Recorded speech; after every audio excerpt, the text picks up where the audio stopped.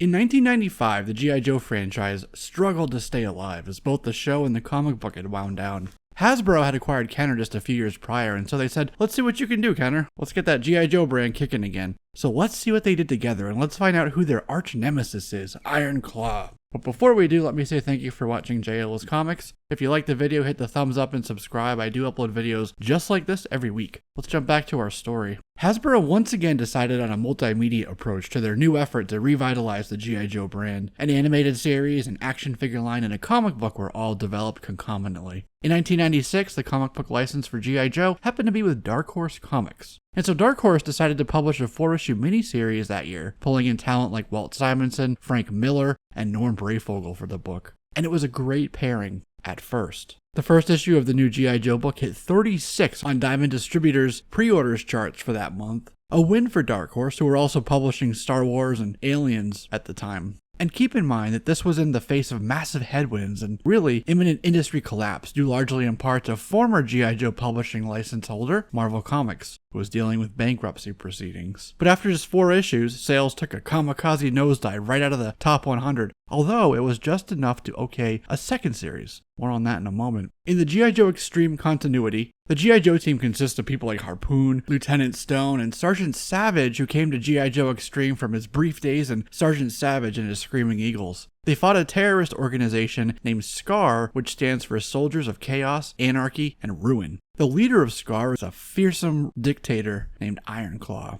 Iron Klaw's exo was a lady named Steel Raven. He also had Inferno, Rampage, and Wreckage doing his bidding, as well as an army of shock troopers at his disposal. Iron Klaw's true identity is that of Count Von Rani, the secretly militaristic leader of an Eastern European country called Kalistan. He's sometimes Alaric Von Rani and other times Otto Von Rani, depending on the continuity. Just call him Count Von Rani to make it easier. Count Von Rani killed the royal family of Kalistan and the ruler of Kalistan, a villainess named the Duchess of Maklavia, in order to usurp her power. And once he did, he used his incredible wealth to plunder his own country and finance his own terrorist paramilitary group, taking over as the head of SCAR, while at the same time maintaining a friendly, public-facing persona so nobody would suspect. His FSS file card adds, much like Genghis Khan, he abuses an extraordinary amount of power to enhance his personal empire without effective restraint. He rules by fear, and anyone who opposes him is dealt with at the end of his bladed weapons. Iron Klaw is a strategic mastermind and completely power-hungry. He secretly plots military operations while investing large amounts of capital into acquiring new weapon systems and technology for his growing army. It's not yet known if he's an ally or adversary of the Cobra organization. Because his ultimate motives are unclear and may be based simply on the destruction of existing world powers for his own sake, it's imperative that G.I. Joe intelligence investigate, infiltrate, and dismantle his operation before it can spread to any other nations. And now, as the animated series intro describes, with Iron Klaw at the head of Kalistan in this near future, a former global superpower has collapsed and several factions are vying for control in the power vacuum left in its wake. Iron Klaw declares, "We will be victorious!" So this is the situation into which the G.I. Joe Extreme team is thrust. The 1995 comic book miniseries opens up with a story called The Hour of the Iron Klaw, for a story that takes place in 2009, which was the future at the time. That's the year that Obama was sworn in for his first term, that Michael Jackson died, and Captain Phillips was rescued by Navy SEALs from terrorists, but no Scar Group or Iron Klaw that I remember that year. Iron Klaw was trying to steal a fertigel technology that can turn deserts into orchards from a Professor Rayland before he presented it at an Inter-Alliance World Hunger Conference taking place in Kalistan. Clancy, aka Mr. C, who's basically their handler and liaison, tells the G.I. Joe team that he'd been chasing Scar since they first showed up in the 1970s, and that Iron Klaw was their leader's hand-picked successor. So Mr. C says they'll be working with Count Alaric Von Rani, the ruler of Kalistan. We see how this is going to end up, don't we? It turns out that the Duchess of Maklavia had been the previous ruler of SCAR, and she had a few potential successors that she forced to fight each other. Iron Klaw was her first and her best student, and he destroyed all the others. And so together they plotted to destroy democracy and return to a system where royal blood would reign, and she would once again rule over her home country. In issue 2, we learn that Quickstrike and his brother Jonathan used to work for Iron Klaw. We also meet Rampage, whose action figure would have been part of Wave 2 in 1996, but it was never released. So the green-faced Rampage tried to break into Iron Klaw's hotel room to steal the plans, but he was quickly put in his place, where Iron Klaw goes full-on Dr. Doom mode and yells, "The Iron Klaw does what he wants."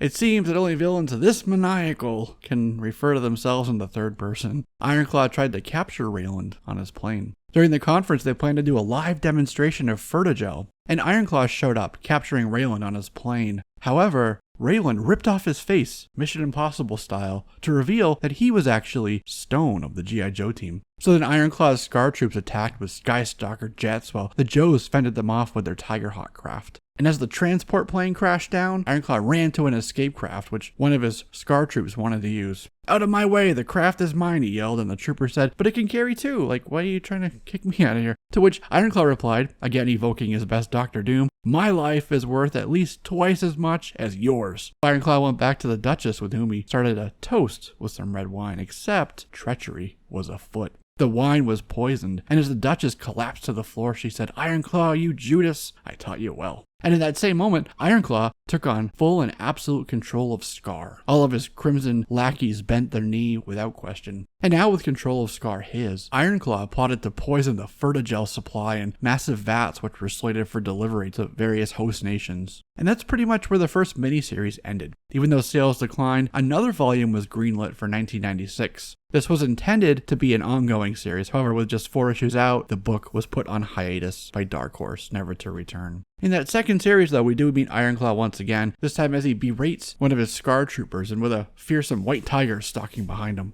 In this series, the G.I. Joe team was set up by a new terrorist, a white-haired ninja lady named Red Scream. So Von Rani helped the G.I. Joe team escape from the courtroom, only to reveal himself as Iron Klaw, and Iron Klaw proposed that he and the G.I. Joe team work together to take out Red Scream. In 2004's Transformers Binaltech, aka Transformers Alternators continuity, Von Rani joined with General Garrison Krieger to form a cabal called the Concurrence, whose intent it was to drive Transformers away from planet Earth. A few years later, an Iron Klaw made a brief cameo in G.I. Joe vs. Transformers, where Hawk had a vision of him and the Decepticon Trypticon fighting Sergeant Savage and the Autobot Fortress Maximus. And he would continue to be a part of IDW's G.I. Joe Transformers continuity. In 2017, the Revolutionary story was put out by IDW Publishing, which rolled in Transformers, G.I. Joe, Mask, Action Man, ROM Space Knight, Micronauts. And we learned that Sergeant Savage was in World War II era Kalistan attempting to liberate it from the Nazis when they first ran into robotic soldier technology. In the present, yes, Iron Klaw was back.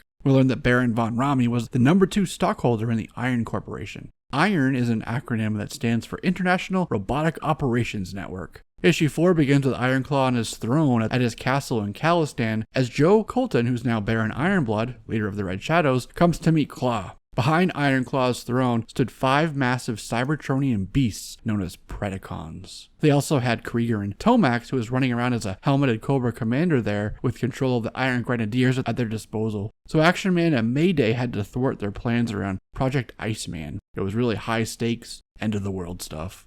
For the short-lived animated series, Iron Klaw was voiced by Richard Newman. Richard Newman was also the voice of Omega Red for X-Men Evolution, High Evolutionary for Spider-Man Unlimited, M. Bison for Street Fighter the Animated Series, Pyron for Darkstalkers, and a few characters over different iterations of Mobile Suit Gundam. Anyways, the show used Buzz Dixon as a writer, the same guy who wrote many episodes of the original G.I. Joe series, as well as character sheets from Bill Sienkiewicz, who's credited as the model stylist. G.I. Joe Extreme, by the way, was now back with Sunbow. The opening sequence of the show was live action, so we actually got to see a live action version of Iron Klaw. The show opens up with Clancy, their liaison and spy, who also represented the Inter-Alliance, briefing both Captain Savage and Lieutenant Stone on what's happening. When the former regime collapsed, he tells them criminal elements led by Iron Klaw started Operation Scientist Snatch, and Iron Klaw banded together with some criminal elements to found the forces of Scar. Iron Klaw was forcing the scientists to work for him on an amplified particle beam array. Clancy tells him that with the particle beam operational, Iron Klaw could establish himself as a new world tyrant, and they had to stop him, but they also had to rescue the scientists. Iron Klaw later tells the captive scientists that the world suffers from a cancer called democracy, and he is the cure.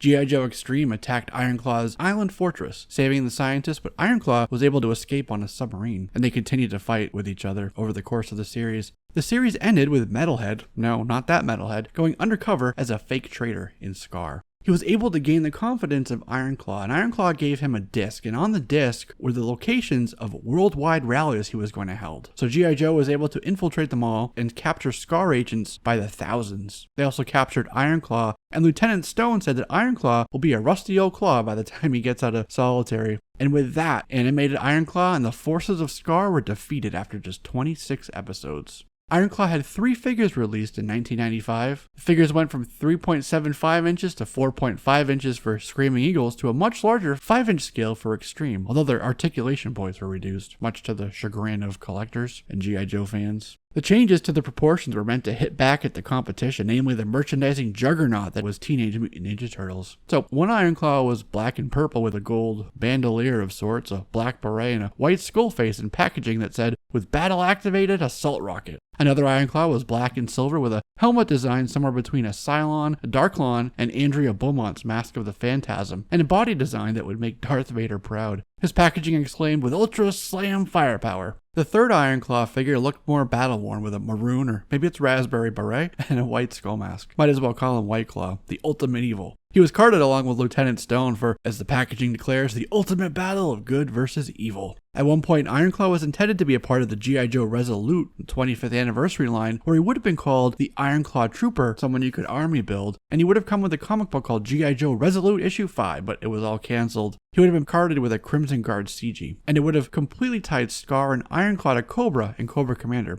As the comic book details, the Crimson Guard are the elite shock troopers of Cobra, but they're able to try out for and be promoted to the Iron Klaw forces. As the figure was cancelled, the comic book became only available on Amazon if you ordered a DVD of G.I. Joe The Rise of Cobra. And finally, in 2013, the figure subscription service released a new Iron Klaw. Sadly, or perhaps not, depending on where you land, the G.I. Joe Extreme line is considered a failure. Instead of continuing with the line, Hasbro let it all die, and in 1997, the next year, started releasing repainted figures from the main G.I. Joe line. And it would be a few more years until a comic book was released again, and that was with Devil's Due. And despite that though, Sergeant Savage and Iron Klaw continued to live on. Where will they show up next? Who knows, but we'll be there to tell you. And until then, that's a wrap on this one, my friends. Thank you for watching. Don't forget to subscribe and you'll be one of the first to know when I upload videos just like this each and every week. I'm Jesse, this is JLS Comics, and I'll see you soon.